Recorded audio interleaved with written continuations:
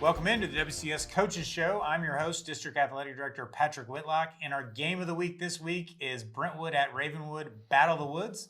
And to start the show, I've got the two girls coaches with me, John Wilkins of Brentwood and Andrew James of Ravenwood. Gentlemen, thanks for coming in today.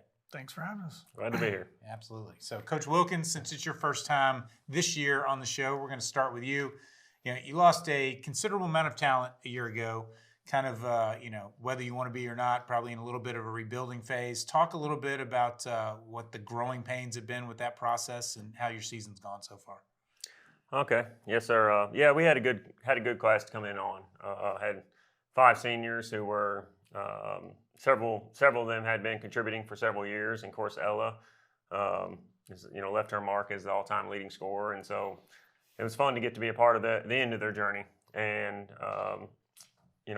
I felt and still do feel like we had a good foundation behind them, but I kind of anticipated the early part of this season. Just, I guess I'm an optimist. I thought that a lot of nights that I still feel like going into that we were going to have a chance to still find a way to compete for our district as the year goes on. And early in the season, we kind of had a pretty tough schedule, and I'm never one to run from playing anybody anyway. And I think, with some of the success that had been had before me here, there's certain schools that it's just hard to schedule. And so the way that went, we had a lot of games that we were in it in the fourth quarter, and we had a chance, but just didn't go our way, especially before the break. And then we just kept talking about, we're defending well enough, we're doing X, Y, and Z, but we've just got to get better in a couple key areas. And I felt like heading into Christmas break, we started to make a few strides, but it's just a lot of girls getting experience for the first time. I mean,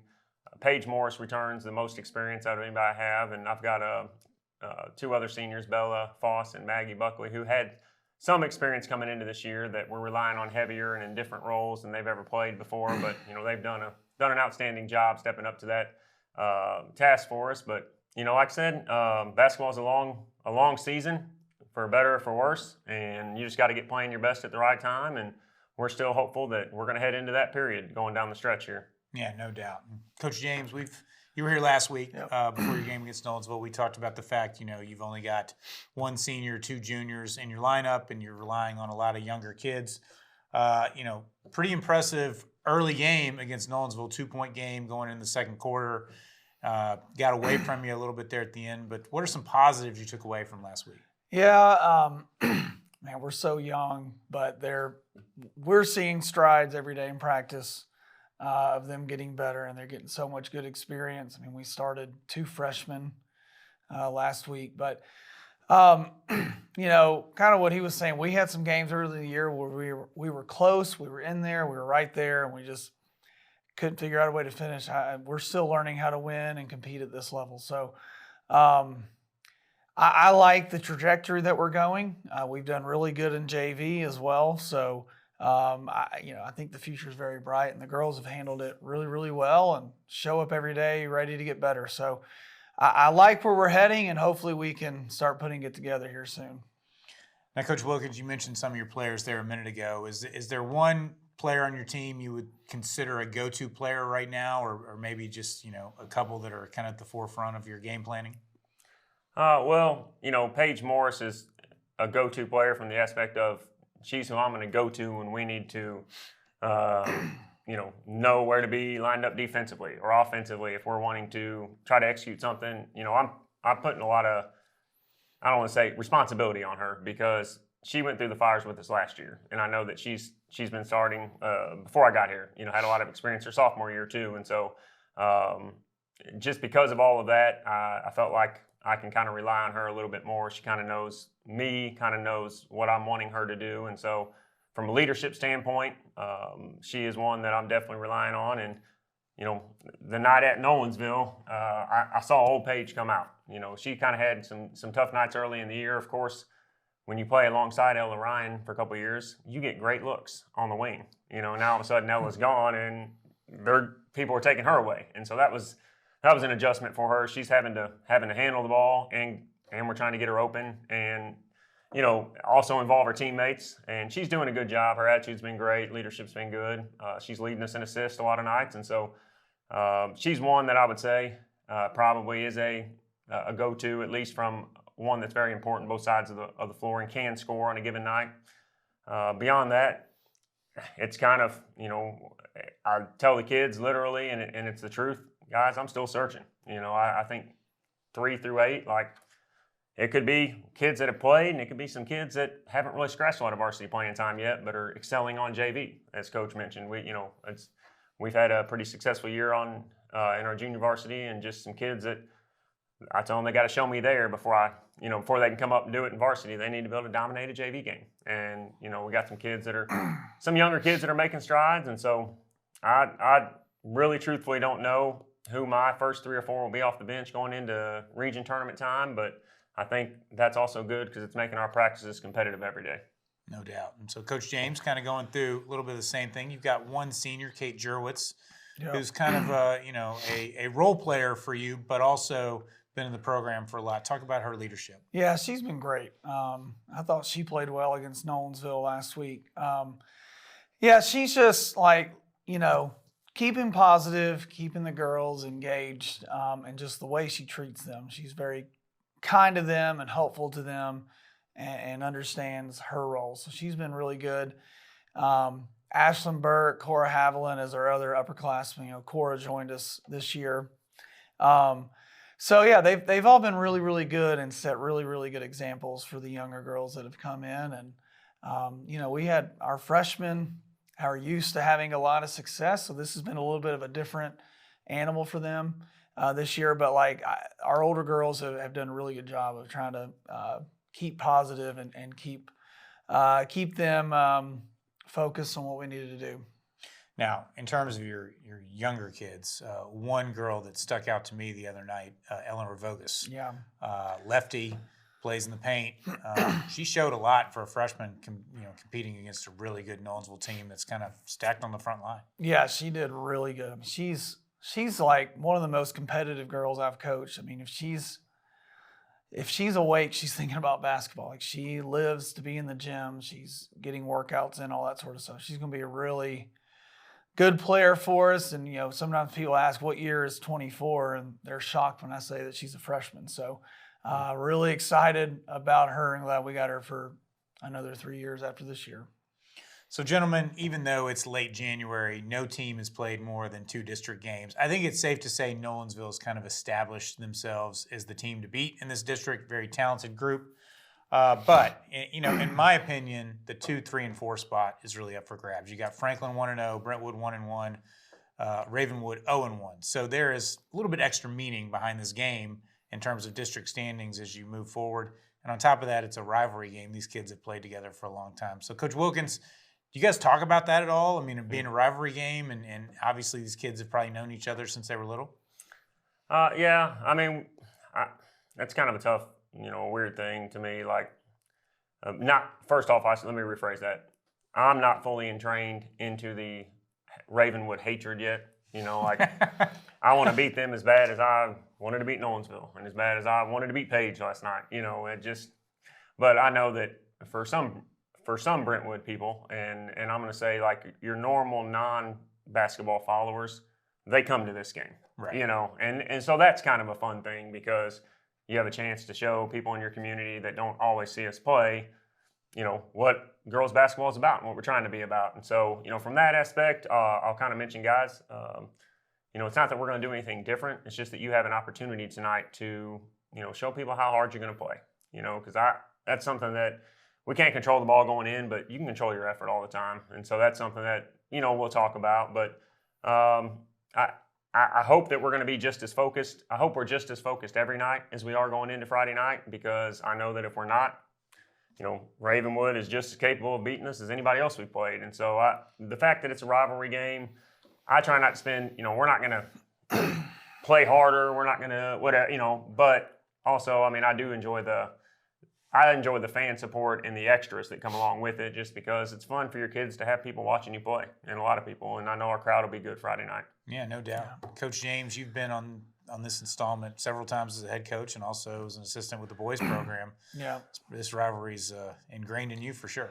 It is. My message was, I know what game's coming up. We know how important this is to them, but like our focus is just trying to be on playing as well as we can. And I think especially for such a young team that we have, it's just try to focus on the basketball aspect of it. They will take care of all the other stuff on their own. I don't think I need to add any more fuel to the fire, because your worry in a game like this is that they're going to be overhyped. And I think my goal is to make sure that we're just focusing on the really good basketball team that we're playing, and make sure that we have a plan to go out there and stop them and play our best. So that's kind of been the mentality I've had for this week. Yeah, no big motivational speeches this week for either one of you. No, they don't need that probably. They don't listen anyway. Yeah, that's right. I know. Gotcha. All right, so let's talk about your opponent real quick. I want you guys to give me one thing you think your opponent does really well. Coach Wilkins, we'll start with you. Well, I think that Ravenwood's kids play really hard, and I think they compete.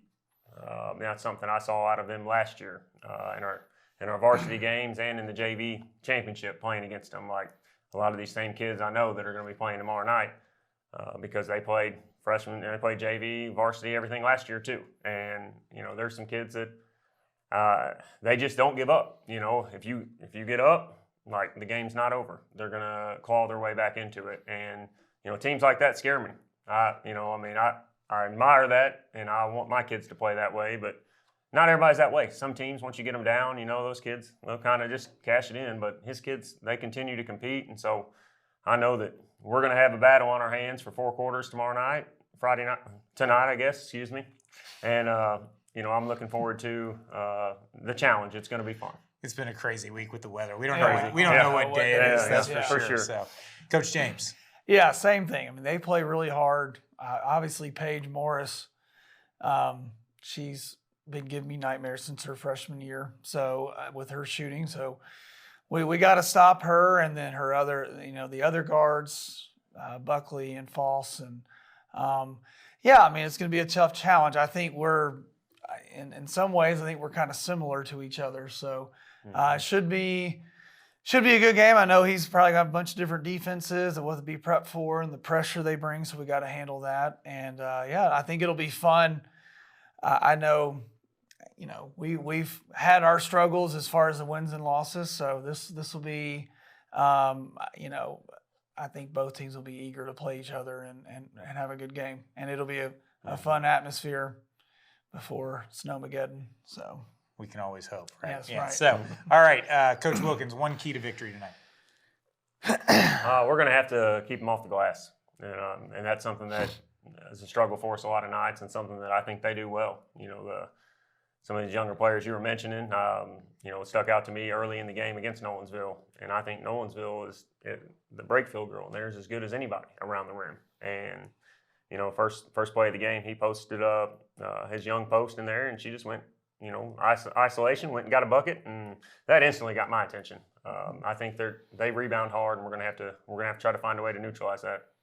Yeah, Coach James. I mean, they run a really good offensive system, and their defense is. We got to be ready for the different traps and things they do, and slow down their shooters and stop their drives. So. We do those things. I mean, it's still going to be a battle regardless. So, looking forward to it. Well, gentlemen, I appreciate you guys coming in today. Obviously, wish you guys the best of luck, not just tonight, but throughout the rest of the season. That will wrap up segment 1 here with our girls coaches. Make sure you get there early for this girls game, because seats are at a premium, even at 6 o'clock for sure. That's right. No doubt. So, gentlemen, thanks for coming in, and we'll be at segment 2 in just a minute.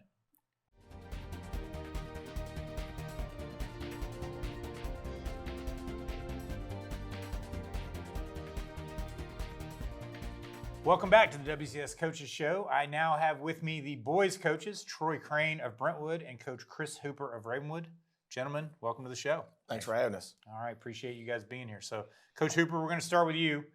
Last week, particularly the end of the week, was a really good week for you guys. Got a big win over Nolensville in a district matchup, had a quick turnaround, and played Saturday against NBA and beat them pretty good. So the outlook of a season can change quickly, right? Man, this is a fun ride. It's really good. The football kids finally look like basketball players.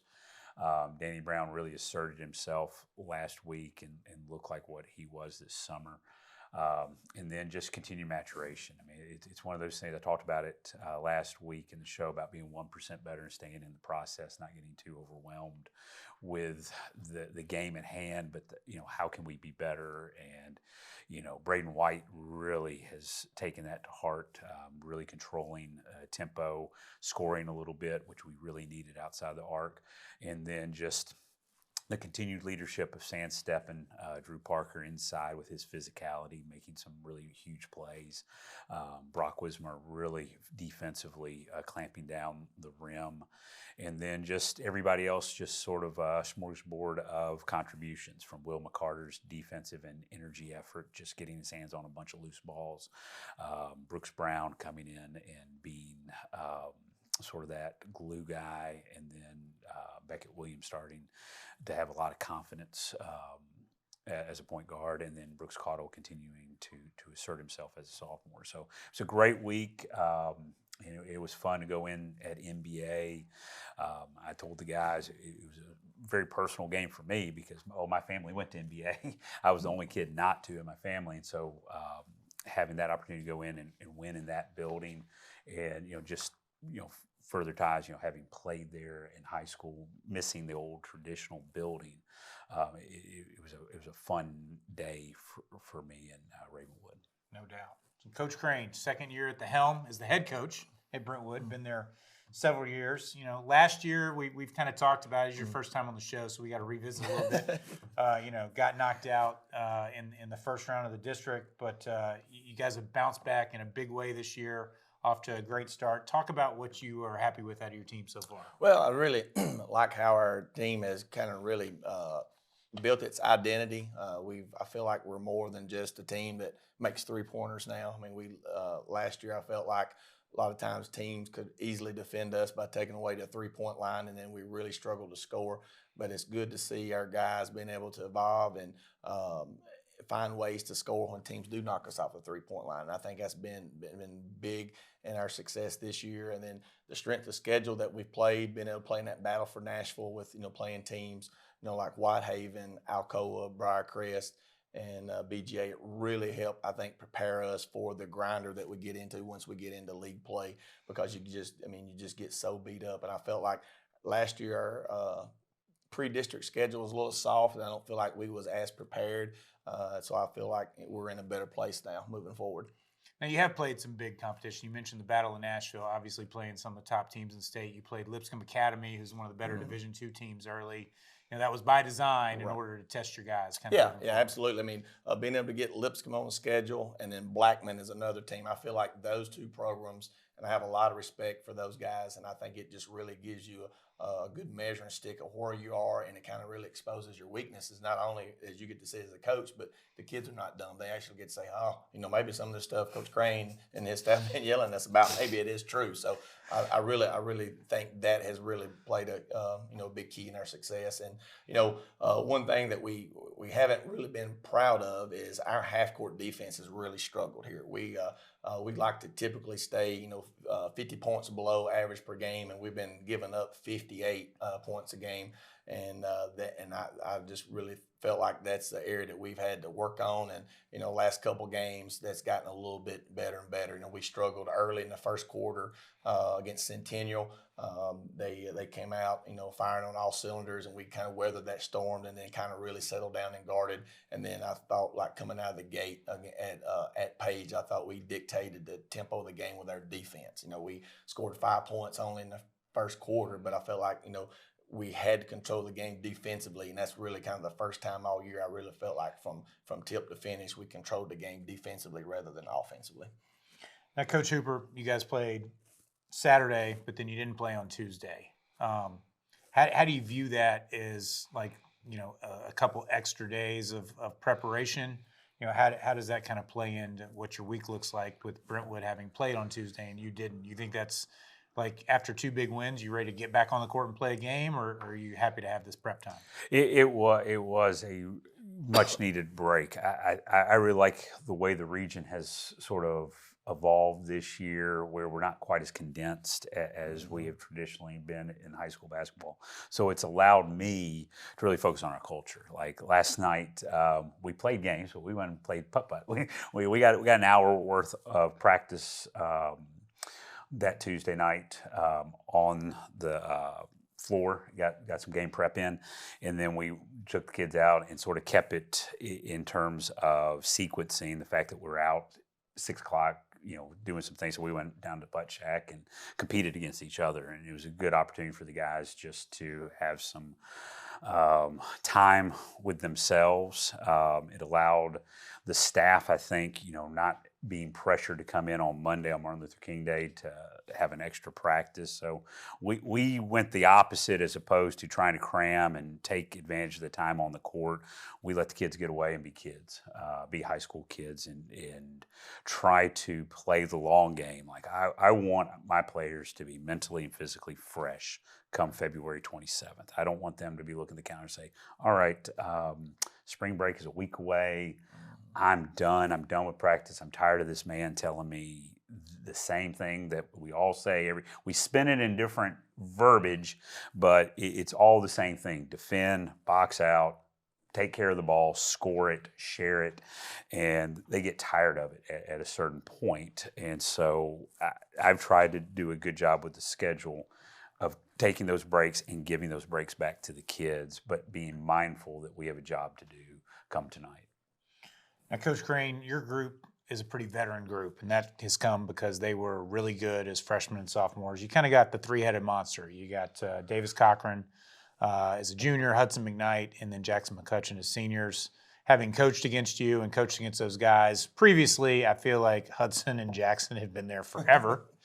And there seems like there's been a Cochran playing at Brentwood for about 10 years now. So talk about those three and what they meant to your team, and maybe what kind of leadership skills they're bringing to your group. Well, one thing I think is really key, both of those guys are basketball-only guys, so they're kind of in it, year-round. So they kind of get to build the attitude and work ethic of our team off-season in the weight room and with their conditioning, and they do a really good job of leading their team. And they kind of, Coach hit on about the culture of his team, and I really feel like those three not only are the three-headed monster on production for our team, but they also set the standard what the culture is like in our locker room, how they carry themselves and how they, spend time with one another. I mean, we have a team dinner set up as a team that our families, organize on Wednesday night. So we go do that, and they're all time going finding a way to go either to, Waldo's or go, Jimmy John's or something. They just spend a lot of time together, and that's really neat to see that, as much time as we do spend together, that they kind of enjoy the company. So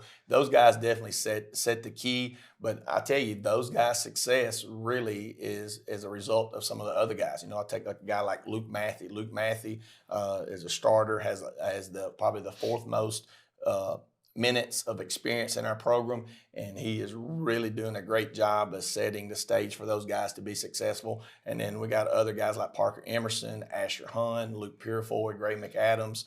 Those guys come in and really do a good job of knowing their role, and they also know that, hey, if number 11 is hot, hey, let's get him the ball, behind the arc. So they do a really good job of, hey, they get an offensive rebound, he spotted up, hey, get him the ball. Hey, Davis is one-on-one in the post, get him the ball. Hey, Hud's got a mismatch on the ball screen, get him the ball. So those guys do a really good job, and I think that those three guys, Davis and McCutcheon, McKnight, they would tell you too, a lot of their success is due to their teammates.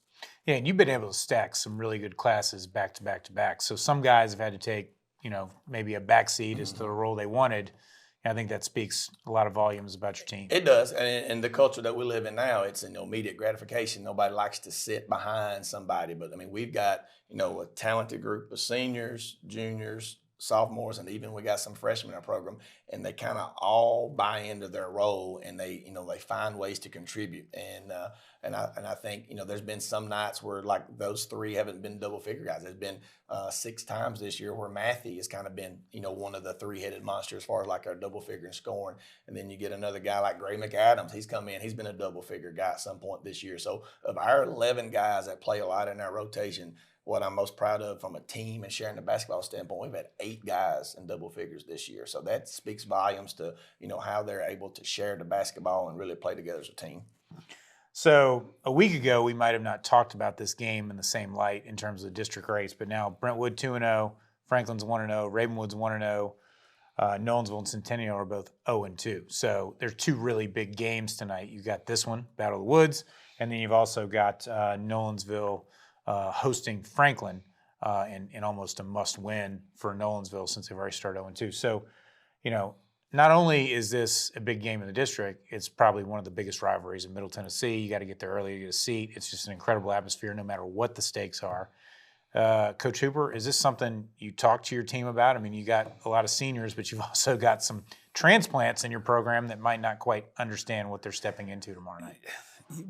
I mentioned it, and in fact, I mentioned Sam, Steven, and I were talking, and I was like, "You're getting ready to experience probably what I consider one of the best rivalries around." And I've been around. I'm an old man, so I've been around a lot. Just from the atmosphere with the students, the way the teams compete. Because you can throw the records out, it doesn't matter. We could both be 0 and whatever, and it means something. And it's just for the communities. So we talked about how it's going to be a wonderful showcase for them to play in front of and to enjoy every moment. I did not get into the particulars of the weight of it, and I'm trying to avoid that as much as I can with the team, but in terms of the moment, to enjoy being kids, to have the opportunity to compete in front of their peers and a community where both sides, and I think it's lost some in the last 5 years in terms of the divisiveness. It's a very good atmosphere that's going to be competitive, but it's not going to be that gut-wrenching where either side's going to have some hatred spill over. It's just a really great showcase of basketball players here in Middle Tennessee. And Coach Crane, I sat in that chair last year, and we had the same kind of conversation, even though the programs finished in significantly different spots last year. Still one-possession games, right? Anything is possible in this rivalry. Absolutely, and just hit on what he said. You can't throw the records out the window, but I have talked about it. Okay, I'm tired of losing at Ravenwood. The last 4 years, we've not won on the road at Ravenwood.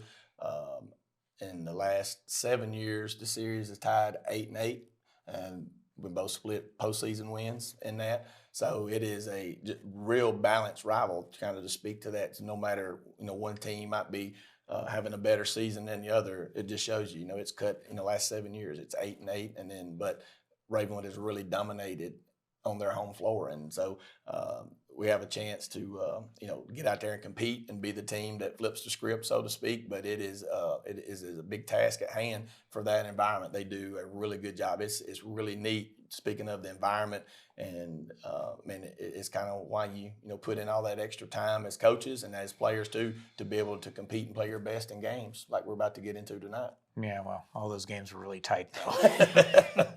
A lot of times my heart dropped into my stomach on the last play of the game, for sure. Absolutely. So, all right, we're going to get ready to wrap it up here. I'm going to just ask, one thing you need to do well, maybe one thing you're worried about. Coach Hooper, we'll start with you. Take away the 3-point line. I told him we erased it. Everything's twos. But it's brilliant. Exactly. We've got to defend. We got to defend Cochran. We got to defend McKnight. We got to defend McCutcheon, and then we've got to be able to score and not turn the ball over. There are multiple defenses and traps and all that thing. We've just got to play with poise. No doubt, Coach Crane. Well, our thing we got to be able to do in a half-court setting. They've scored 220 shots below the free throw line this year. They do a great job of attacking the paint and getting their paint touches and really force you to defend the rim. And we've got to do a better job of that because we've been weak in the half-court defense, giving up straight line drives to the basket. So that's going to be the telltale of the game. How well can we defend them, getting below that free throw line?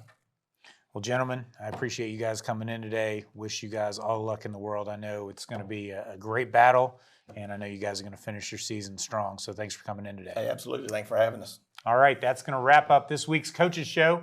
Make sure if you're coming to the Battle of the Woods that you get there early in order to get a seat. And if you're not going to attend in person, please join us online, and we will see you again next week.